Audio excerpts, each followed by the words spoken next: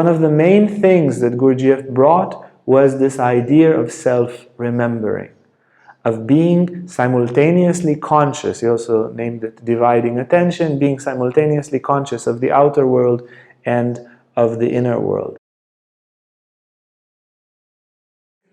The great initiate Gurdjieff. Just a little bit of a story so you get a feeling of who Gurdjieff is.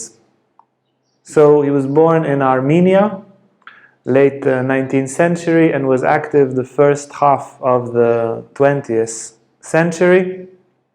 He had received initiations already as a teenager and as a young adult. And he was already at a very young age, together with a group of seekers, they went to find the truth, with a big T and a big T on the second one, big on the V, big on the truth.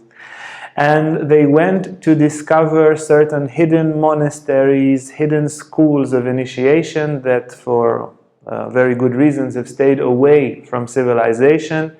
He went through Tibet and the Gobi Desert of China and parts of the Kafkas and India, and went across places completely deserted of man, following his intuition, following some guidance that he would receive from masters that he saw along the way, and he received great initiations. He received initiations from a great master in Iran, who taught him about the body, from great monks that taught him about devotion and mastering the emotional world, and some initiations from yogis that taught him how to control the mind. And he conceived these three methods of controlling the instincts of the body, controlling the emotions and devotion, and controlling the mind, and he conceived from these three fundamental paths the fourth way, as is often called the teachings that he gave. And he conceived a very complex and extremely mysterious form of initiation. He started teaching in Russia already quite young. He had a big following of disciples. He would work with them in a very complicated way, leaving a lot of mysteries. There is evidence for all these early teachings from the writings of one of his disciples that later left him, Uspensky. His work was stopped with World War I and the revolution in Russia. He had to escape with a bunch of his students. Maybe just before that, he made a bet with a friend of his that he can control the energy of money and money is not a problem, and he made a bet that he would make a tremendous amount of money in a very short time. And then he put all his energy in making money, and he made much more money than he planned to make. He won the bet completely all over the top. He made a tremendous amount of money. It's described in the book how many complicated ways and how witty and intelligent and what subtle power he had. He said, look, if I direct it there, this is what I make. And then from then on, he wasn't that occupied with money, a little bit in later periods in the 30s, but he made a tremendous amount of money, and then together with all his disciples, he started traveling in Russia. Now, he had such a control over his mind and such a hypnotic power and a very daring nature that in order to travel in Russia in the time of the revolution, you either had a pass from the Red Army, which allowed you to pass where the Red Army is, or a pass from the White Army of the Tsar.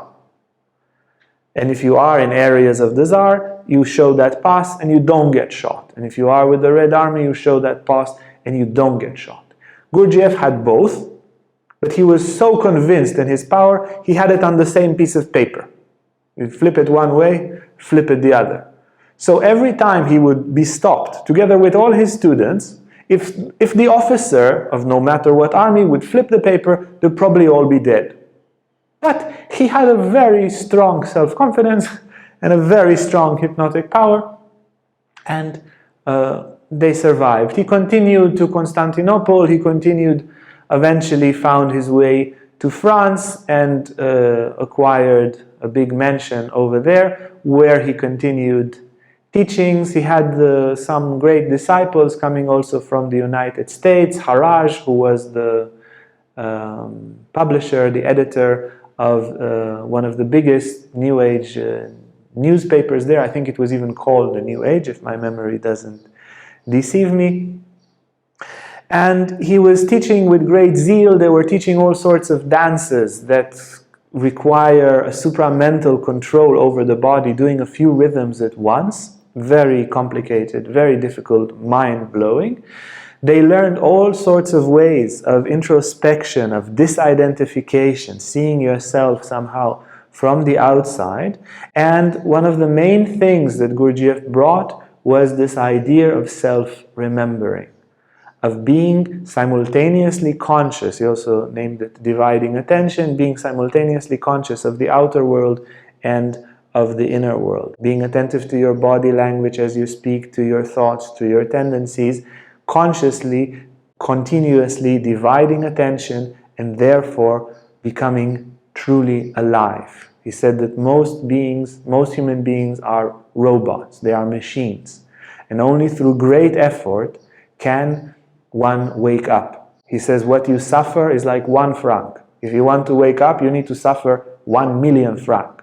You need to have a tremendous friction, as it was called in the Gurdjieff systems. He was teaching in a very vivid way. When one of his disciples, Charles Knott, had his first massive awakening, he looked at him and he said, "Oh, very good, you succeeded. We will make a feast for you today." And they made a feast and a party for him, and then he gave him his further instructions.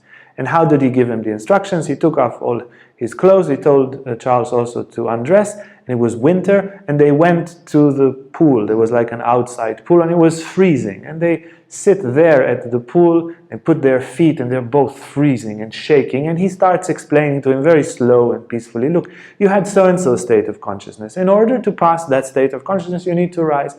And as he's speaking, he's entering the water more and more, and the disciple, Charles Knott, after him. And by the end of it, they are swimming in freezing water, and he gives the instruction in that way. He had a very, very particular style of teachings, and he exhibited some tremendous paranormal phenomena.